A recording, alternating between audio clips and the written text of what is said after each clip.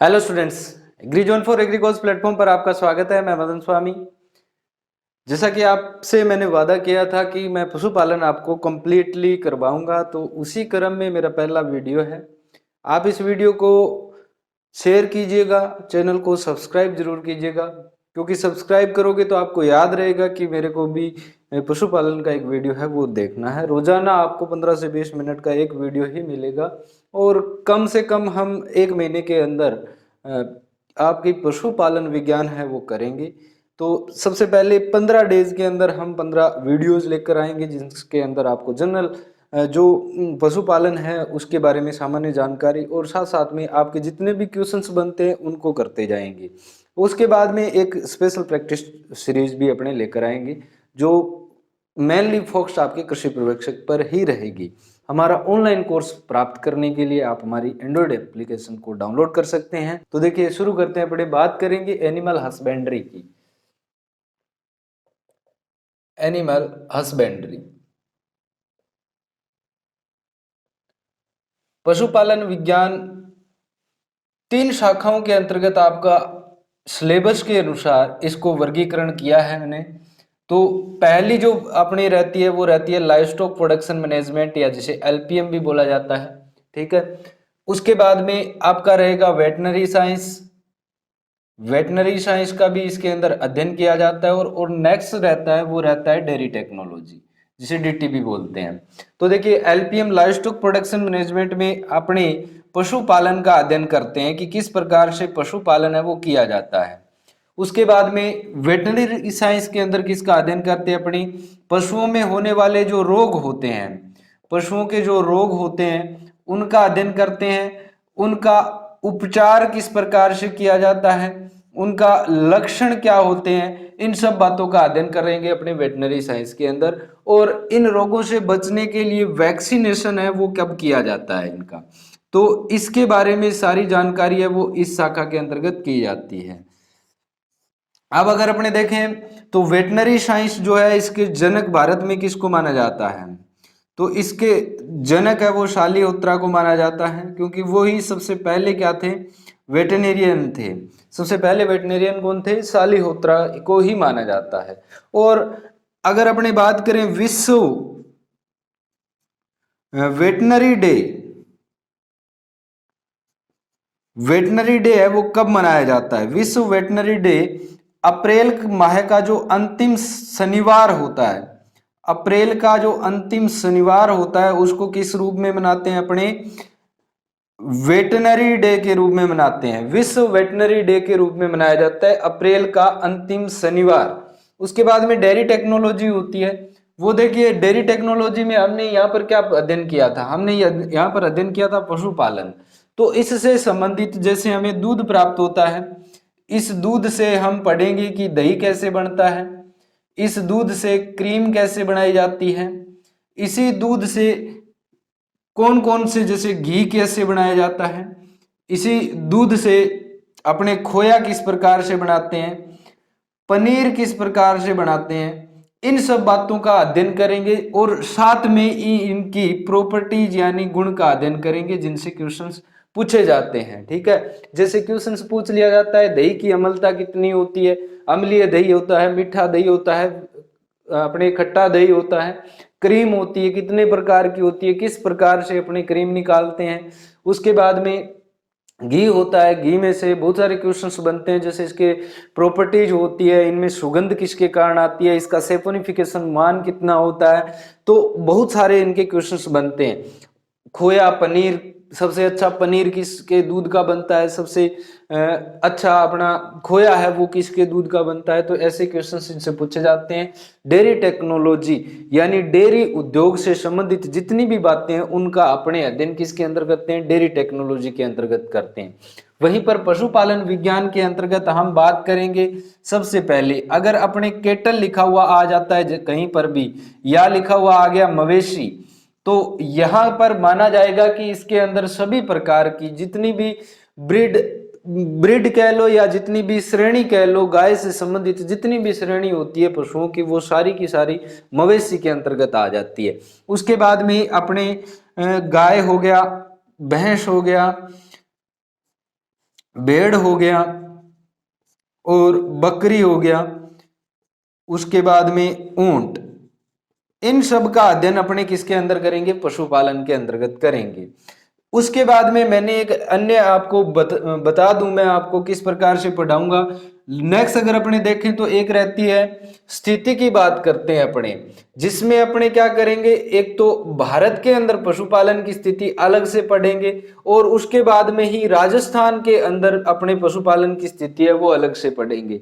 तो आप साथ साथ में इसके नोट्स बनाते जाइएगा। मैं आपको एक साथ डाटा अभी नहीं करवाऊंगा, बीच में कभी किसी दिन डालूंगा, ठीक है। आपको पहले नॉर्मल थोड़ी थोड़ी जानकारी मैं दूंगा ताकि आपको आगे सीखने के अंदर कोई प्रॉब्लम ना हो, याद रखने में कोई प्रॉब्लम ना हो, ताकि आपको पता चल जाए कि कौन कहाँ का क्या वर्क कर रहा है, किस प्रकार से है। अपने एक एक चीजें याद करते जाएंगे तो लास्ट में सारा इसका विश्लेषण करेंगे तब आपके दिमाग में एकदम अच्छे से बैठ जाएगा। तो ज्यादा उतावल करने की जरूरत नहीं है, इसके अंदर अपने को जल्दी नहीं करनी है, आराम से सीखेंगे सारा का सारा, एक एक क्वेश्चन को अपने हल करेंगे, कहीं भी किसी भी प्रकार की संभावना को छोड़ेंगे नहीं। तो चलिए शुरू करते हैं अपने। सबसे पहले हम पशुपालन के बारे में थोड़ी सी सामान्य जानकारी पढ़ेंगे, क्या होता है पशुपालन और किस प्रकार से अपने ये सस्टेन करता है, किस प्रकार से इसका महत्व है। महत्व की बात करें तो देखिए, कुल जीवीए के अंदर ग्रोस वैल्यू जो एडेड अपने आजकल आय निकाली जाती है वो जीवीए के द्वारा निकाली जाती थी। पहले किससे निकालते थे, जीडीपी के द्वारा निकालते थे, आजकल किससे निकालते हैं, जीवीए के द्वारा। तो जो कृषि है वो भारत की कुल आय के अंदर लगभग 17% का योगदान करती है। सर्विस सेक्टर सबसे ज्यादा कर रहा है भारत में। सबसे पहले जब स्वतंत्र आजादी के समय या स्वतंत्रता के समय सबसे ज्यादा कृषि है वो योगदान करती थी जीडीपी के अंदर, परंतु अभी वर्तमान में जो कृषि है वो दूसरे नंबर पर आती है और लगभग 17% क्या करती है, वो सहयोग करती है राष्ट्रीय आय के अंतर्गत। तो सबसे बड़ा सेक्टर हो गया वो सर्विस सेक्टर हो गया, कृषि दूसरे स्थान पर खिसक गया है। 50% होती थी और अब 17% पर आ गई है। तो उस 17% में पशुपालन 30% का योगदान करता है, यानी कुल कृषि की जीडीपी में 30% का योगदान करने वाला जो पोर्शन है उसका अपने अध्ययन करने जा रहे हैं, ठीक है।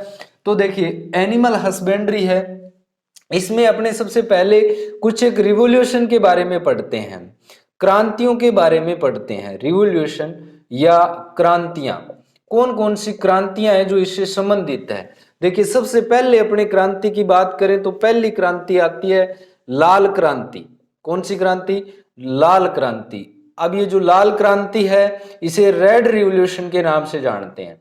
किसके नाम से, रेड रिवोल्यूशन के नाम से जानते हैं। और रेड रिवोल्यूशन जो होती है वो किस से संबंधित होती है, मांस उत्पादन से संबंधित होती है। मांस उत्पादन या मीट प्रोडक्शन से संबंधित होती है, याद रखना। किससे संबंधित होती है, मीट प्रोडक्शन से संबंधित होती है। अब देखिए मांस उत्पादन जो होता है वो लाल कलर का होता है, आपने देखा होगा लाल और सफेद उसमें चमकता हुआ पदार्थ अपने को दिखाई देता है। तो मांस उत्पादन है वो सबसे ज्यादा कहां पर है भाई, मांस का उत्पादन भारत में सर्वाधिक मांस उत्पादन कहां पर होता है, सर्वाधिक मांस उत्पादन होता है यूपी के अंदर। उत्तर प्रदेश में सर्वाधिक मांस उत्पादन भारत में होता है। वहीं पर अगर अपने देखें तो मांस के अंदर बेटा, मीट के अंदर होता है वो, मांस में विटामिन सी नहीं पाया जाता है। क्या नहीं पाया जाता है, विटामिन सी इसमें क्या होता है, एब्सेंट होता है, याद रखना भी। यहाँ पर थोड़ी सी नॉर्मल बात मैंने बता दी।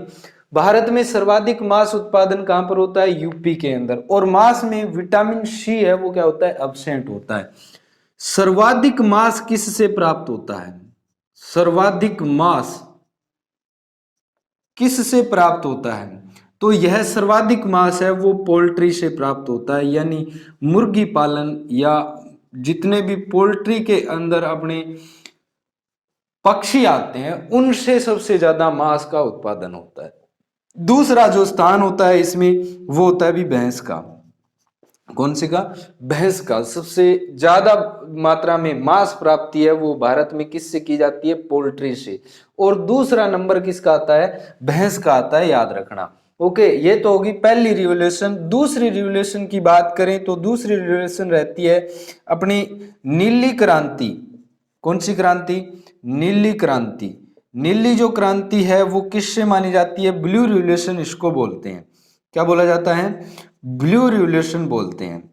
और ब्लू जो रिवॉल्यूशन होती है वो किससे संबंधित होती है बेटा? नीली क्रांति होती है वो मत्स्य या मछली पालन से संबंधित मानी जाती है। किससे संबंधित? मछली पालन से संबंधित मानी जाती है फिशरीज के अंदर। 3 नंबर की बात करें तो तीसरी जो क्रांति आती है वो आती है श्वेत क्रांति। कौन सी क्रांति? श्वेत क्रांति। श्वेत क्रांति किससे संबंधित है बेटा? व्हाइट रिवॉल्यूशन इसको बोला जाता है। व्हाइट रिवॉल्यूशन किससे संबंधित है? व्हाइट रिवॉल्यूशन दूध उत्पादन से संबंधित है। किससे? दूध उत्पादन से संबंधित है। दूध उत्पादन की थोड़ी सी अपने बात करें, मिल्क प्रोडक्शन की, तो दूध उत्पादन में विश्व में क्वेश्चन आता है, विश्व में प्रथम स्थान किसका है? तो दूध उत्पादन में प्रथम स्थान किसका है? अभी भारत का है। दूध उत्पादन में विश्व में प्रथम स्थान किसका है? भारत का है। और भारत में सर्वाधिक दूध उत्पादन कौन करता है? अभी कौन सा राज्य करता है? भारत में सर्वाधिक दूध उत्पादन उत्तर प्रदेश करता है। कौन करता है? अभी उत्तर प्रदेश करता है। और 1951 से 1920 तक, सॉरी 2020 तक कितने गुना दूध उत्पादन बढ़ गया है? लगभग 10 गुना दूध उत्पादन बढ़ गया है। याद रखना, 1951 से 2020 के अंदर 10 गुना दूध उत्पादन है वो बढ़ गया है। दूध उत्पादन में भारत का प्रथम स्थान माना जाता है। भारत में सर्वाधिक इसका कहां पर होता है? उत्तर प्रदेश में। वहीं पर दूसरा स्थान है वो किसका है बेटा? राजस्थान का है। यहाँ पर राजस्थान के डाटा है वो आपको अच्छे से याद रखने, क्योंकि वो क्वेश्चंस पूछे जाते हैं। भारत में सर्वाधिक दूध उत्पादन उत्तर प्रदेश में, परंतु दूसरा स्थान, सेकंड पोजीशन किसके अंदर है? राजस्थान में। क्योंकि राजस्थान का तो जो इकोनॉमिक है, अर्थव्यवस्था है, वो ज्यादातर पशुपालन पर ही निर्भर है। किसान है वो, ड्राई फार्मिंग यहाँ पर ज़्यादा होती है, और उसी ड्राई फार्मिंग के अंदर या इन्वायरमेंटल की एडवर्स कंडीशनों के अंदर है अपने पशुपालन ही एकमात्र ऐसा बचता है, उद्योग बचता है जो कि किसानों को या ग्रामीण जो अर्थव्यवस्था है उसको चलाए रखने में योगदान करता है। तो याद रखना कि भारत में सर्वाधिक उत्पादन उत्तर प्रदेश, परंतु राजस्थान का स्थान है वो कौन सा है? दूसरा है। और 1951 से 2020 के अंतर्गत अपने 10 गुना बढ़ गया है। सर कैसे बढ़ा? ये अपने आप ही बढ़ गया क्या? नहीं, इसके अंदर बहुत बड़ा योगदान रहता है, वो रहता है सरकार का, जिसमें सरकार ने क्या किया? एक श्वेत क्रांति के रूप में विभिन्न अभियान चलाए। तो सबसे पहले जो national dairy development board NDDB, जो कि कहां पर अभी आनंद गुजरात के अंदर है। कहां पर है? आनंद गुजरात के अंदर है। याद रखना है, आनंद गुजरात में इसको सन 1965 के अंदर इसकी क्या की गई? स्थापना की गई। और इसके जो फाउंडर है वो कौन है भी? इसके जो फाउंडर है वो डॉक्टर वर्गीज कुरियन को माना जाता है। किसको माना जाता है? वर्गीज कुरियन को माना जाता है, जो कि कोझिकोड केरल के अंदर इनका जन्म हुआ था। और जन्म कब हुआ था भी? डॉक्टर वर्गीज कुरियन है, उनको भारत में मिल्क मैन ऑफ इंडिया के नाम से जाना जाता है। किस नाम से? मिल्क मैन ऑफ इंडिया के नाम से जाना जाता है इनको, milkman of India. Doctor Varghese Kurien का जो जन्म हुआ था वो कब हुआ था भी? 26 नवंबर 1921 को इनका जन्म हुआ था। तो इनके जन्म दिवस की याद में ही क्या किया जाता है? जन्म दिवस की याद में भारतीय दूध दिवस के रूप में जाना जाता है। भारतीय दूध दिवस 26 नवंबर को मनाया जाता है। ठीक है, दूध दिवस है वो कब मनाया जाता है? 26 नवंबर को। वहीं पर अगर अपने देखें वर्ल्ड मिल्क डे है वो कब मनाया जाता है? वर्ल्ड मिल्क डे है वो 1 जून को मनाया जाता है। कब मनाया जाता है अभी? 1 जून को, याद रखना दोनों बातें, 26 नवंबर को वर्गीज कुरियन जी के जन्म दिवस को किस रूप में मनाते हैं? अपने दूध दिवस के रूप में मनाते हैं। परंतु वहीं पर 1 जून को क्या मनाया जाता है? वर्ल्ड मिल्क डे के रूप में मनाया जाता है 1 जून को। तो ये साथ साथ में आप याद रखिएगा। अब एनडीडीबी ने क्या प्रोग्राम किया? एनडीडीबी से पहले एक प्रोग्राम चलता था जिसे इंटेंसिव कैटल डेवलपमेंट प्रोग्राम कहते हैं, ICDP, गहन पशु विकास कार्यक्रम। मैं चलो यहां लिख देता हूं, गहन पशु विकास कार्यक्रम, गहन पशु विकास कार्यक्रम, जो कि 1964-65 में ये चला था। और इसी के द्वारा, इसी से अभिप्रेरणा लेकर ही एनडीडीबी की शुरुआत की गई थी। तो इन्होंने ही 1 बिलियन लीटर आइडिया दिया वर्गीज कुरियन जी ने, जिसको नाम दिया गया ऑपरेशन फ्लड। क्या नाम दिया गया? Operation flood. अब कई बार एग्जाम में क्वेश्चंस पूछ लिया जाता है कि ऑपरेशन फ्लड है वो कब से कब तक चला था, तो अपने बात करेंगे। ऑपरेशन फ्लड है वो 3 चरणों में चला था। किस से संबंधित है? अभी ये दूध उत्पादन से संबंधित है। ऑपरेशन फ्लड कब चला था? 3 चरणों में चला था। कब चला था इसकी बात अपने करते हैं। भी पहला जो चरण है वो 1970 से 1980 के अंदर चला था। 1970 से 1980 यानी कितने वर्ष? 10 वर्ष तक ये प्रोग्राम चला था।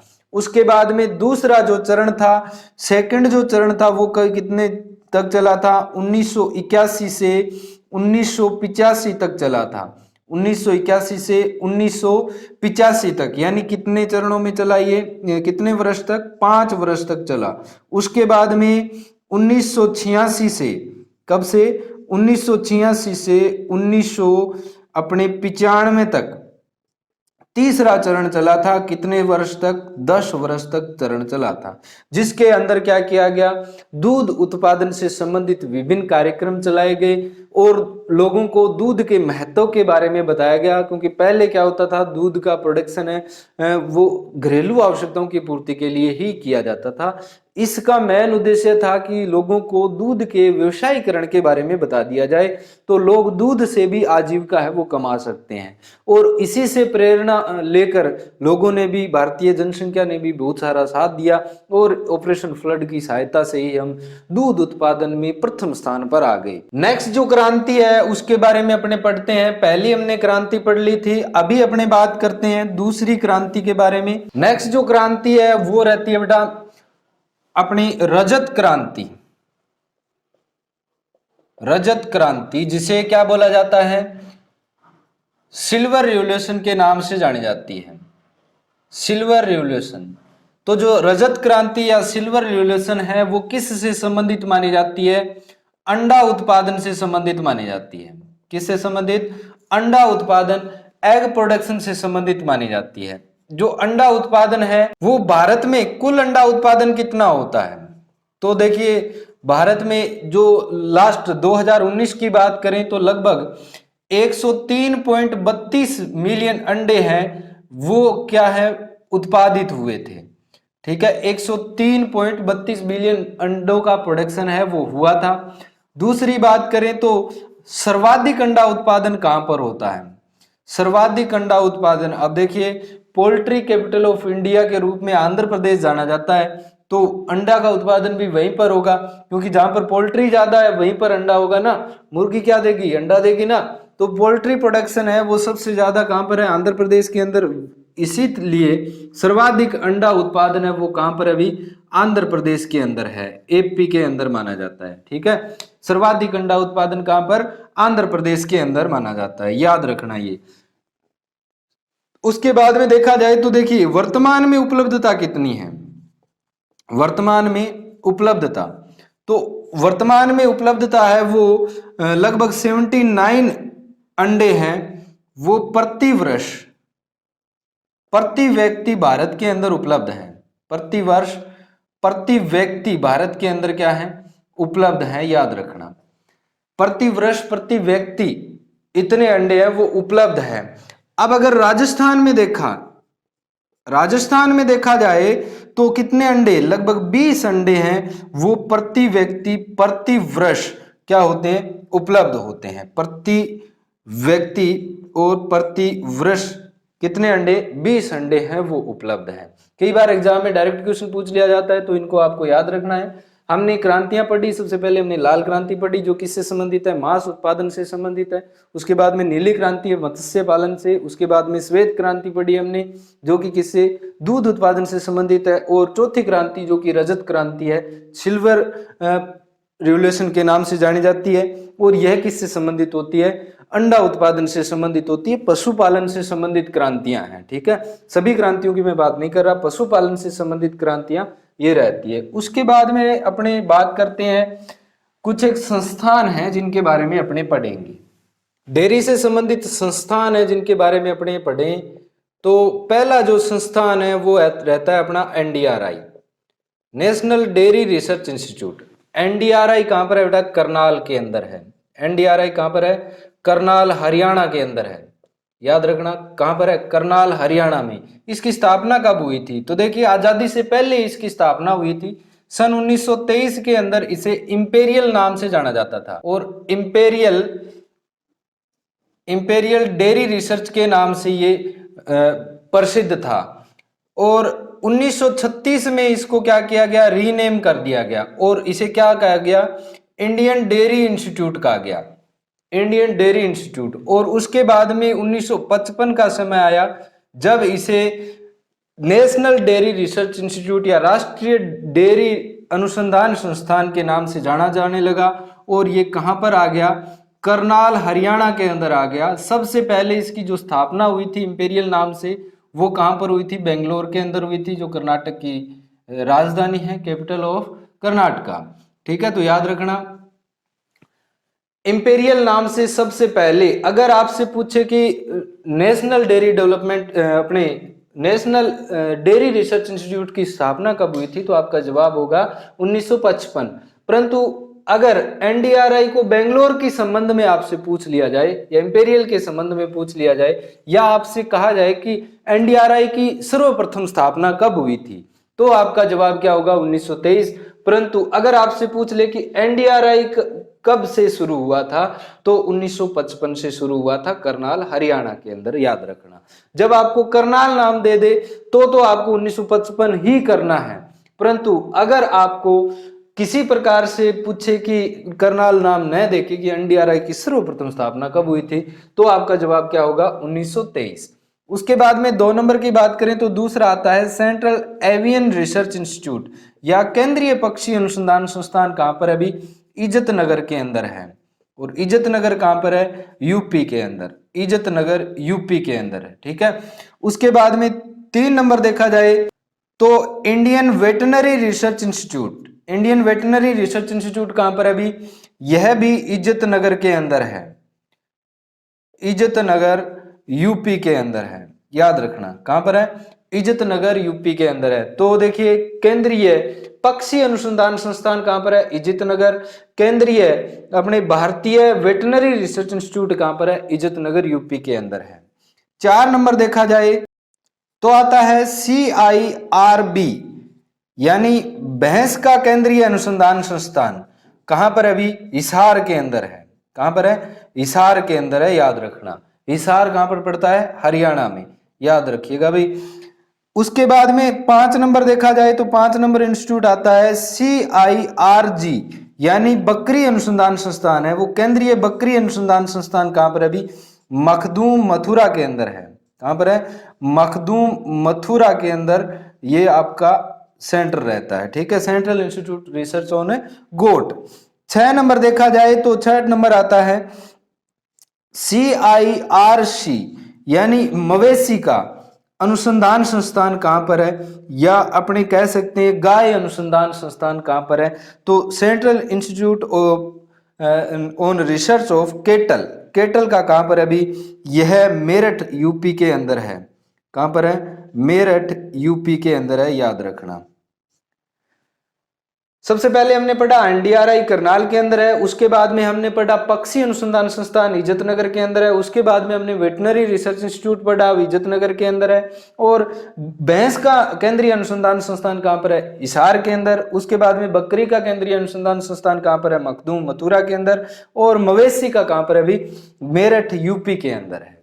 नेक्स्ट अपने बात करें तो 7 नंबर इंस्टीट्यूट आता है NIANP, national institute of animal nutrition and physiology, यानी अपने कह सकते हैं कि पोषण और कायिकी अनुसंधान संस्थान। पोषण व कायिकी अनुसंधान संस्थान कहां पर है अभी, पोषण व कायिकी अनुसंधान संस्थान कहां पर है, यह भी बेंगलोर के अंदर है। कहां पर भी है, बेंगलोर के अंदर है, याद रखना। पशुओं का पोषण व कायिकी अनुसंधान संस्थान कहां पर है, बेंगलोर के अंदर है। नेक्स्ट अपने बात करें तो 8 नंबर आता है, 8 नंबर कौन सा भी, राष्ट्रीय उच्च सुरक्षा रोग संस्थान, जो कि कहां पर है, यह भोपाल के अंदर है। कहां पर अभी, भोपाल के अंदर है, जहां पर बहुत सारे रोगों के प्रति अपने को सुरक्षा योजना के रूप में समय समय पर बताया जाता है। 9 नंबर की बात करें तो नौवां जो अपना आता है वेरी इंपॉर्टेंट है, national bureau of animal genetic research. यह कहां पर है अभी, यह करनाल हरियाणा के अंदर है। कहां पर है, करनाल हरियाणा के अंदर है, और यह एक नोडल एजेंसी के रूप में काम करता है, यानी इसको कंडक्ट करवाने का काम है वो करता है। यानी जैसे कि कोई भी ब्रीड आपको नई ब्रीड रजिस्टर्ड करवानी है, कोई भी नई ब्रीड आपको रजिस्टर्ड करवानी है, तो आप किससे संपर्क करना होगा, आपको national bureau of animal genetic research से। या आपके पास कोई भी जर्म प्लाज्म आपको किसी भी पशु का या किसी भी स्पीसीज का इकट्ठा करना है, जर्म प्लाज्म का संग्रहण का कार्य भी यही करती है, यानी एक नोडल एजेंसी के रूप में कार्य करती है। तो NBAGR यानी national bureau of animal genetic research कहां पर है, करनाल हरियाणा के अंदर है, नोडल एजेंसी के रूप में काम करता है। उसके बाद में अगर 10 नंबर देखा जाए तो 10 नंबर आता है CSWRI, सेंट्रल सीप वूल रिसर्च इंस्टीट्यूट, सेंट्रल सीप एंड वूल रिसर्च इंस्टीट्यूट, जो कि कहां पर अभी बहुत ही इंपॉर्टेंट है, और कहां पर है, अविका नगर टोंक के अंदर है। कहां पर है, अविका नगर टोंक के अंदर है। तो यहां पर बात आ गई है थोड़ी सी, मैं बता दूं अविका नगर टोंक कहां है, राजस्थान में है। बात आ गई है थोड़ी सी ऊन से संबंधित, तो ऊन से संबंधित मैं आपको बता देता हूं, ऊन या वूल अपने शेयरिंग के द्वारा जब भेड़ से बाल उनके होते हैं उनको प्राप्त करते हैं, तो वो क्रिया क्या कहलाती है, भेड़ से बालों को उतारना शेयरिंग कहलाता है। तो भेड़ से जब ऊन प्राप्त करते हैं तो ऊन का सर्वाधिक उत्पादन कौन सा देश करता है, तो विश्व में सर्वाधिक उत्पादन है वो कौन करता है अभी, ऑस्ट्रेलिया करता है। कौन करता है, ऑस्ट्रेलिया करता है। और भारत का कौन सा स्थान है, तो भारत का 10वां स्थान है। भारत का कौन सा स्थान है, 10वां स्थान है। आपको कहीं कहीं पर पहला स्थान भी मिल जाएगा, पर ऐसा नहीं है। भारत का कौन सा स्थान है, 10वां स्थान है। पूरे विश्व के अंदर वूल प्रोडक्शन है वो डिक्रीजिंग चल रहा है, डिक्रीज हो रहा है। और वहीं पर अगर देखें भारत में, तो भारत में सर्वाधिक उत्पादन कौन करता है, राजस्थान करता है। और जो कुल भारत का उत्पादन है उसका लगभग 30 से 35% तक वूल प्रोडक्शन है वो अकेला राजस्थान ही करता है। ठीक है, सबसे ज्यादा अकेला राजस्थान ही करता है। और वूल प्रोडक्शन में भी सबसे ज्यादा किसका योगदान है, अभी भेड़ का योगदान है, याद रखना भेड़ का योगदान है। आगे अपने पढ़ेंगे कौन कौन सी मोहरें होती है, क्या होती है, पश्मीना क्या होती है, सबके बारे में अपने पढ़ेंगे। तो यहाँ पर ऊन का थोड़ी सी बात आप याद रखना, ऊन प्रोडक्शन जो वूल प्रोडक्शन होता है वो विश्व के अंदर ऑस्ट्रेलिया में, भारत के का 10वां स्थान है विश्व में। और भारत में सर्वाधिक कहां पर होता है, राजस्थान के अंदर होता है। और राजस्थान कुल भारत का 30 से 35% ऊन का उत्पादन करता है। और राजस्थान में भी भेड़ है वो सबसे ज्यादा ऊन प्रोडक्शन करने में योगदान करती है।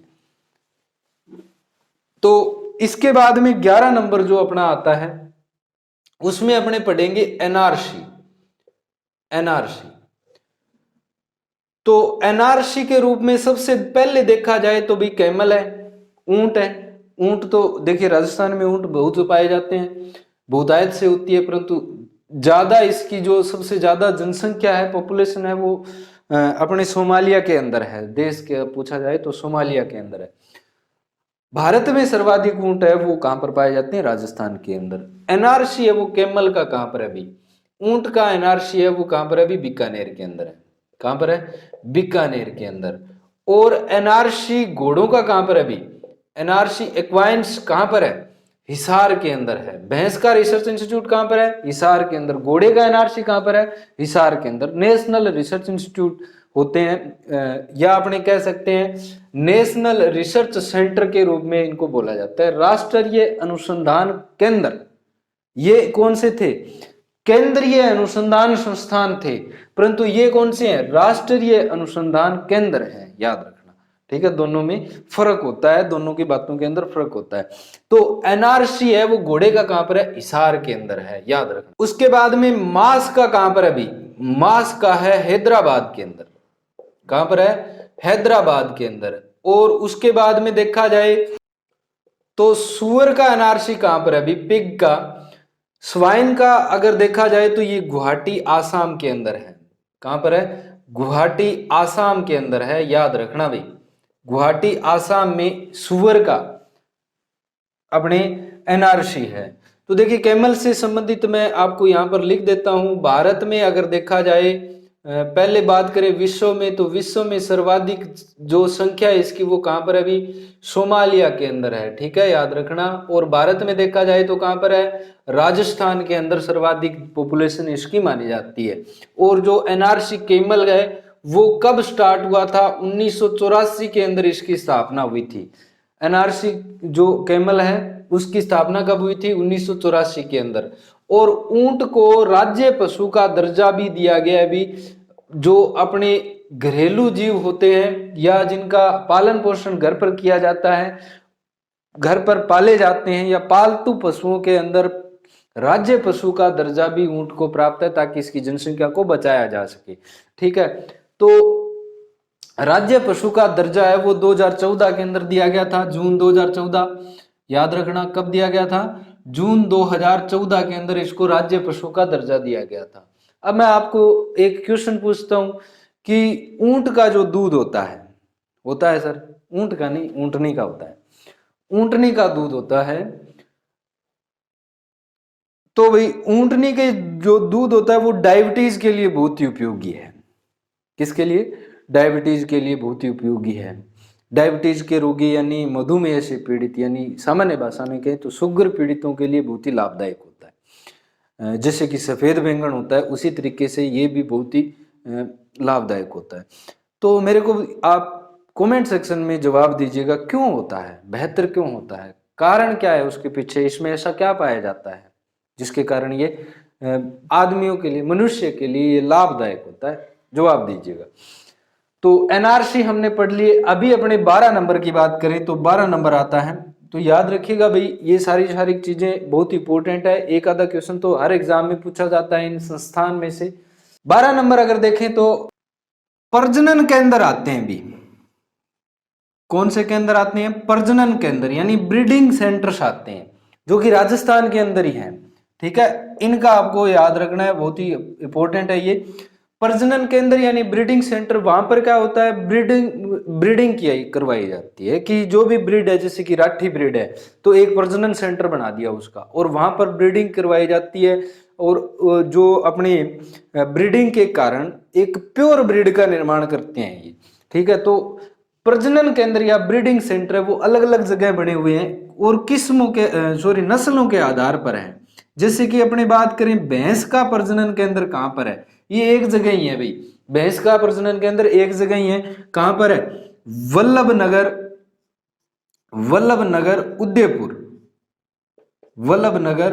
उदयपुर के अंदर इसका प्रजनन सेंटर बनाया गया है। उसके बाद में अगर देखा जाए तो राठी का कहां पर है? अभी नौर के अंदर है। राठी भी एक क्या है? क्रॉस करके बनाई गई ये ब्रीड। आगे पढ़ेंगे अपने। राठी है वो कौन सा है?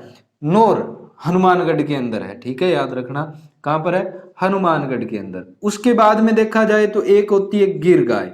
गिर होती है ना, केले नुमा पत्ती के समान केले की पत्तियों के समान इसके कान होते हैं। गिर नस्ल होती है। गिर का प्रजनन केंद्र कहां पर? गिर का है बेटा झालावाड़ के अंदर। कहां पर? अभी झालावाड़ के अंदर गिर का है वो प्रजनन केंद्र बनाया गया है। उसके बाद में रहता है थारपारकर। कौन सा? थारपारकर। थारपारकर होती है वो सबसे ज्यादा क्या होती है? रोग प्रतिरोधक क्षमता वाली ब्रीड होती है। थारपारकर का कहां पर? अभी सूरतगढ़ के अंदर है। सूरतगढ़ के अंदर एशिया का सबसे बड़ा फार्म है, वहां सूरतगढ़ के अंदर ही है।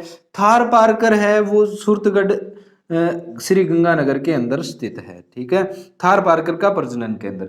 नेक्स्ट अगर देखा जाए तो आपकी रहती है जर्सी। जर्सी गाय है वो एक्जोटिक ब्रीड है एक प्रकार की। जर्सी का जयपुर के अंदर प्रजनन केंद्र बनाया गया है।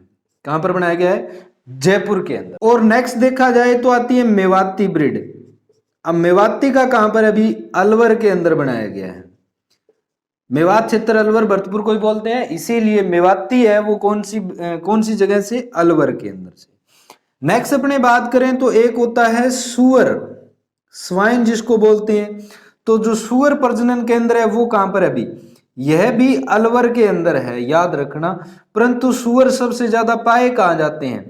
तो ये जयपुर में पाए जाते हैं। जहां पर जो सबसे ज्यादा होता है वहां पर क्या होते हैं? सुअर सबसे ज्यादा होते हैं। दारू पी के आदमी सुअर जैसा ही हो जाता है, इसीलिए जो होते हैं सबसे ज्यादा वहीं पर क्या होते हैं?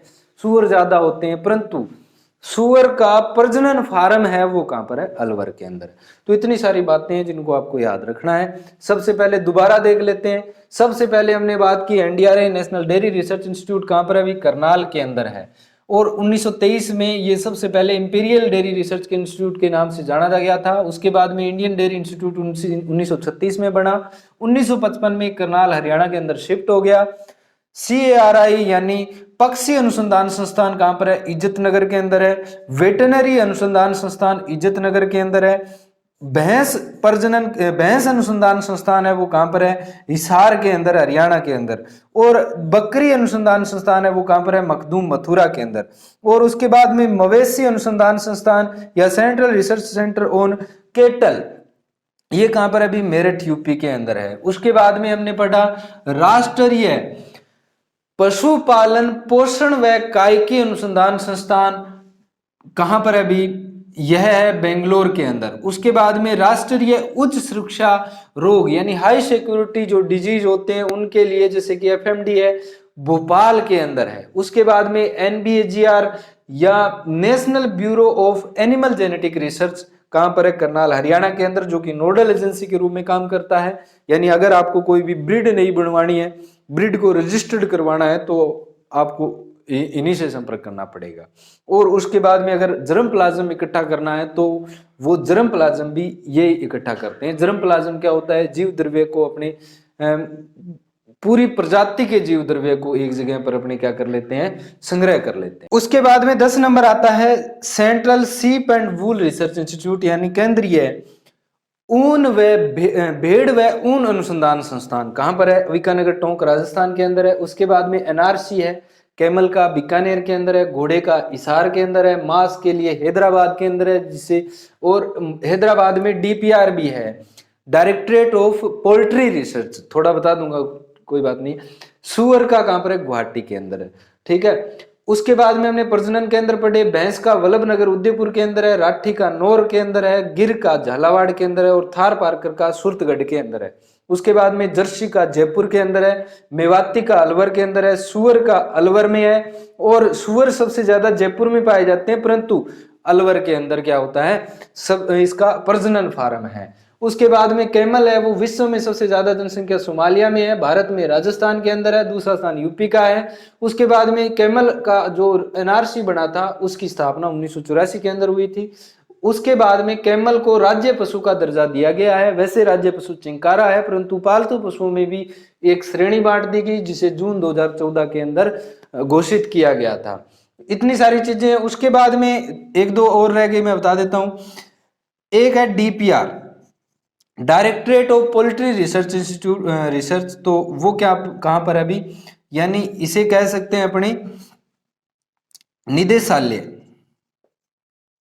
निदेशालय, जो कि निदेशालय किसका है? अभी पोल्ट्री का है। ठीक है। मुर्गी पालन निदेशालय अनुसंधान संस्थान है, वो कहाँ पर अभी हैदराबाद के अंदर है, हैदराबाद के अंदर है।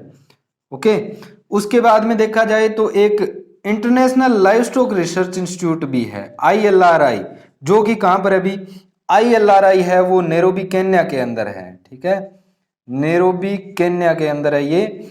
और फाउंडेड कब हुआ था ये भी? 1994 के अंदर इसकी स्थापना हुई थी। कब हुई थी? 1994 के अंदर। ये तो आपके मैन इंपॉर्टेंट ब्रीड्स जो अपने फार्म थे वो थे। बाकी इससे संबंधित और कोई बच्चा हुआ है उसको यहाँ शामिल करने वो लायक नहीं था, इसलिए मैंने लायक नहीं उसको यहाँ शामिल नहीं किया है। बाकी आपके जो राजस्थान से संबंधित है उन डाटाओं को अपने उनसे संबंधित टॉपिक में ऐड करेंगे। तो इस वीडियो को आपने पूरा देखा, इसके लिए बहुत बहुत धन्यवाद। अब आपका कर्तव्य बनता है कि आप एक शेयर कर दीजिए किसी भी ग्रुप में, या कृषि पर्यवेक्षक की जो तैयारी कर रहा है उसके पास। हमारा ऑनलाइन कोर्स प्राप्त करने के लिए आप हमारी एंड्रॉइड एप्लीकेशन को डाउनलोड कर सकते हैं। Thank you, thanks for watching, have a nice day.